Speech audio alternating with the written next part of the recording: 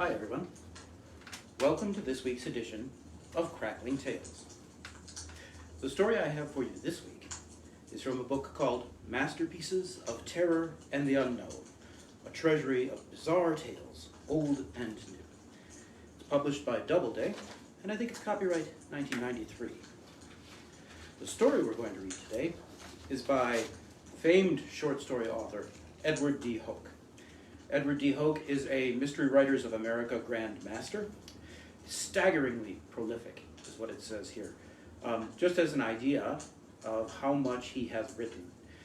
He has published a story in Ellery Queen's Mystery Magazine in May of 1973. That was by far from his first story. He had already been publishing for 10 years at least since then. So first story in Ellery Queen's Mystery Magazine in May 1973, and then published a story in that magazine in every issue for the next 34 years. He wrote over 950 short stories about mystery and horror. So, this is one of a trilogy. Early in his career, he wrote 3 horror stories for a magazine called Magazine of Horror. The first 2 were called The Faceless Thing and The Maze and the Monster. This is the third of this dark trio, and it was published in this book for the first time since its sole appearance in the original Masterpieces of Horror in November of 1965. And it is called The Empty Zoo. The Empty Zoo by Edward D. Hoch. He used to play there often as a child, especially on those summer days when the muggy heat drove others to the beach. Then, scorning their imagined friendships, he hurried over the hill to the grove of towery, leafy trees that sheltered the single whitewashed building. Why would any boy want to play in an empty zoo? His mother had asked once, but she never asked it again because she didn't really care about the answer. She didn't really care about him.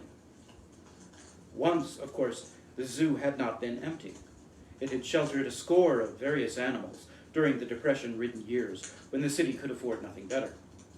Tommy had been so young he could hardly remember those years, hardly remember being pulled along, screaming between his father and mother to see the animals he feared and hated.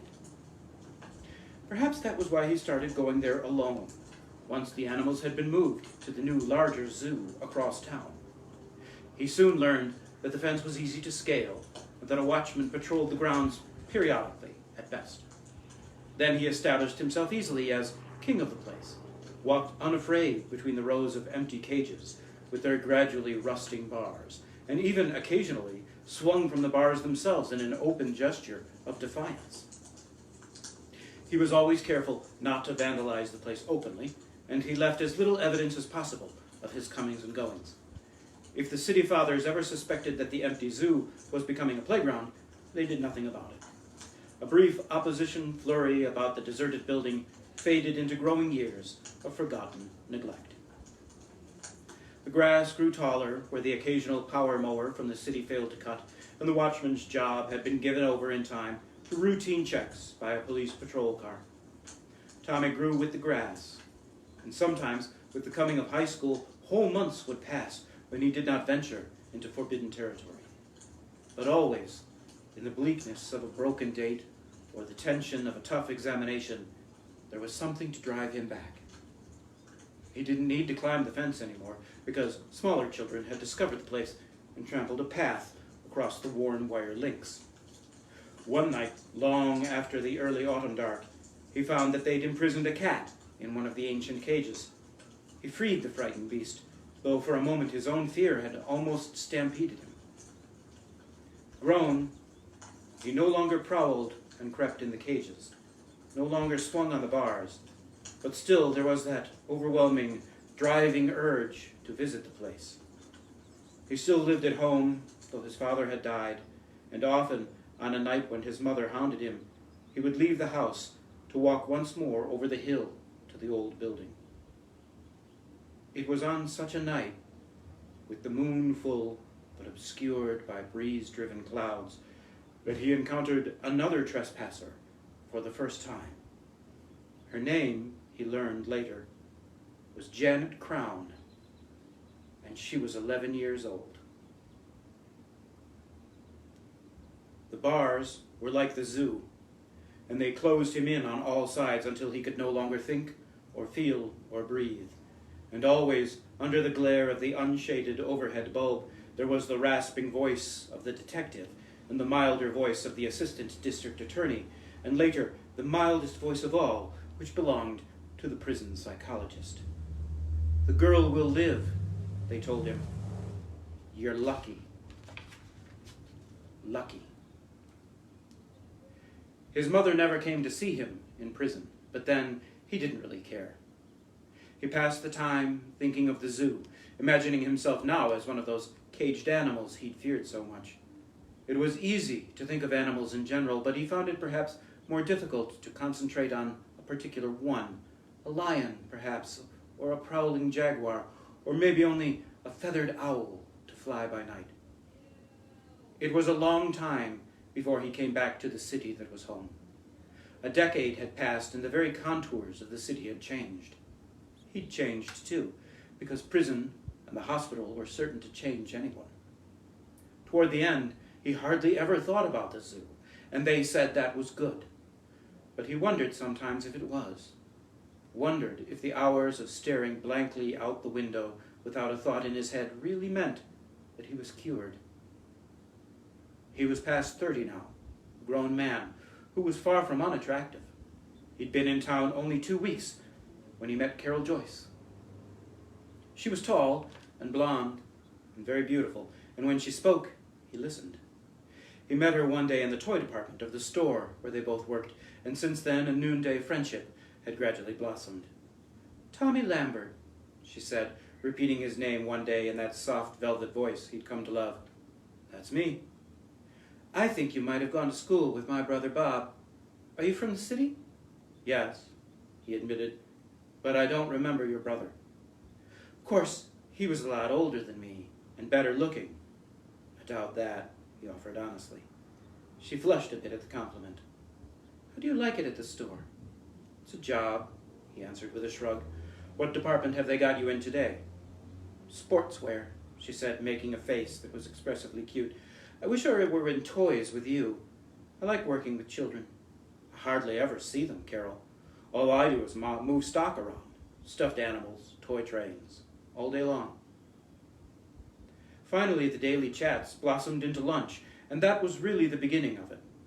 He started seeing Carol 1 or 2 nights a week, on outings that were almost, but not quite, dates. When she celebrated her 21st birthday, only 21. A month later, he sent her an orchid and took her out to dinner. She was making him feel young again, making him forget the past. "Have you lived here all your life?" she asked him one night, over an after-theater drink. "Most of it. All my childhood. I was away for 10 years, almost." "In the army?" "No. I was sick." Her face reflected concern, but it quickly passed. "You're the healthiest man I ever saw. I'm cured, I guess." In the week that followed, he was drawn to her by a feeling very much like love.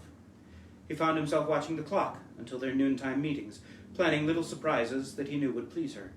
But then something happened to bring back all the old doubts.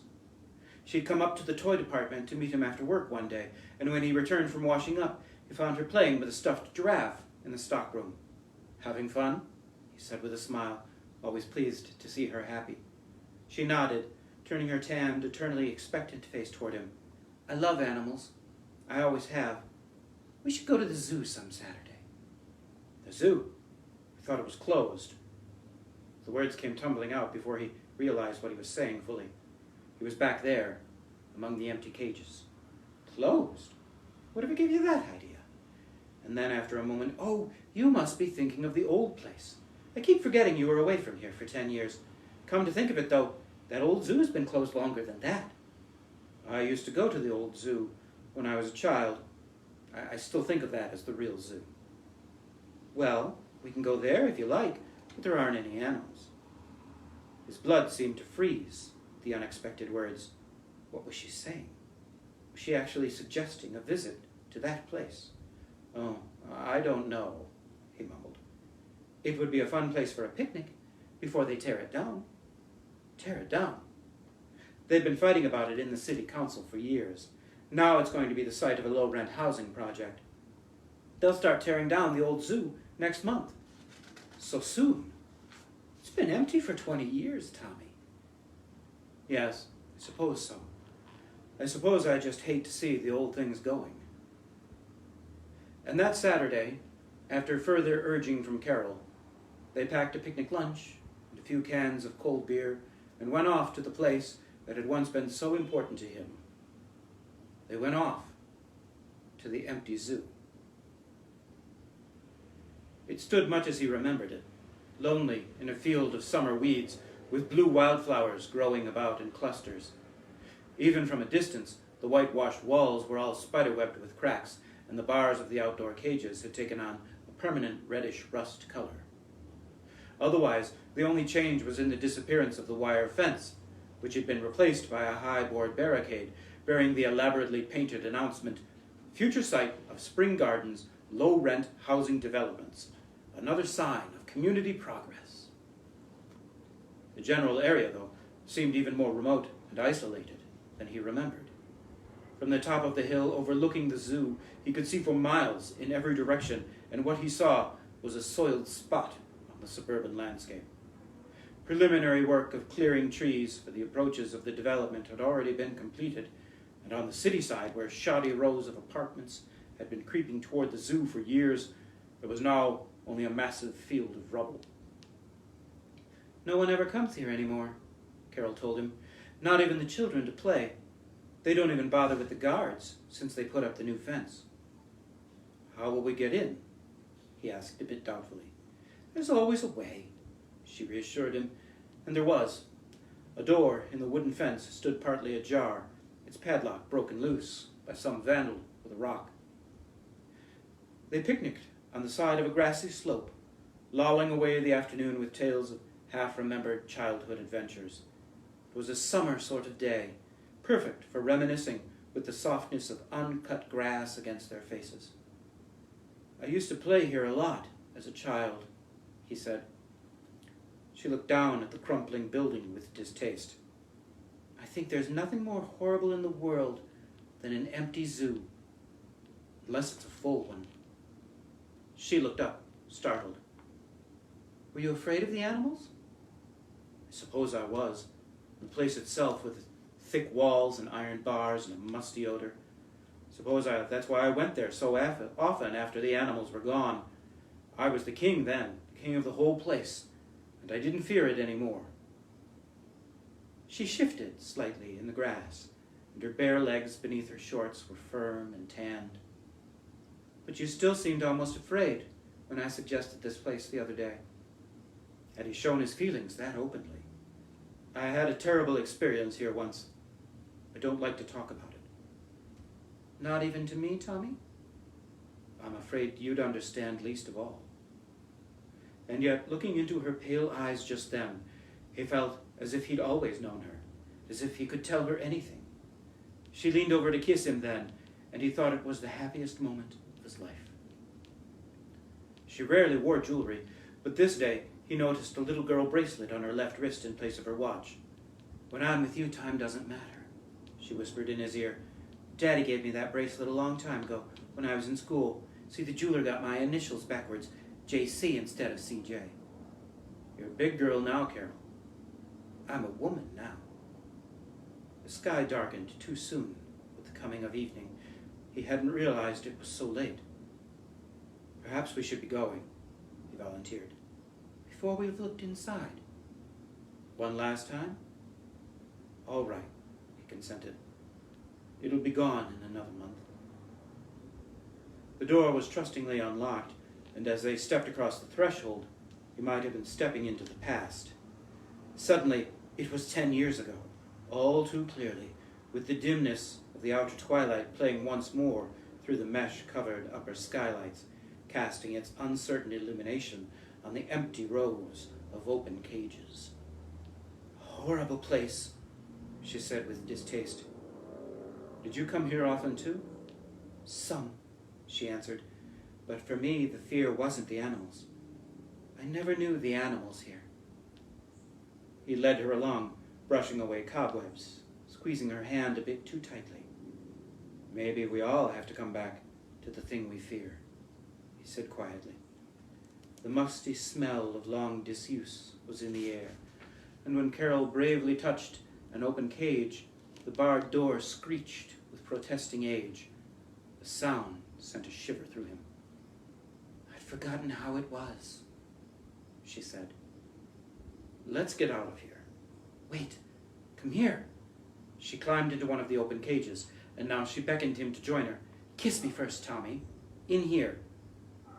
He followed her in, and his lips closed on hers. He felt himself pressed backwards against the inner bars.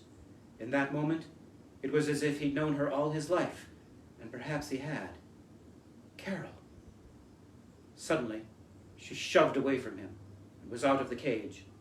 The rusty bars swung shut in his face, and he saw her click a shiny new padlock into place.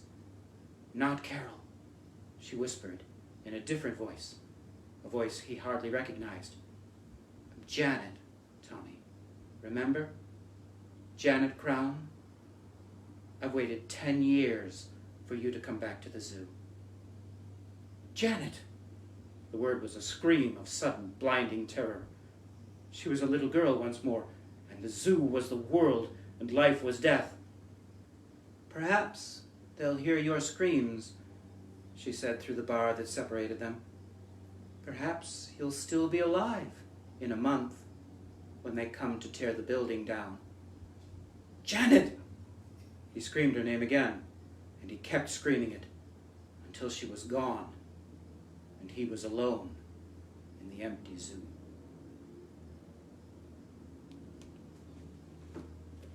And that's the end of this week's story. I hope you enjoyed it. Please take care of each other, take care of yourselves, and we'll talk to you again soon.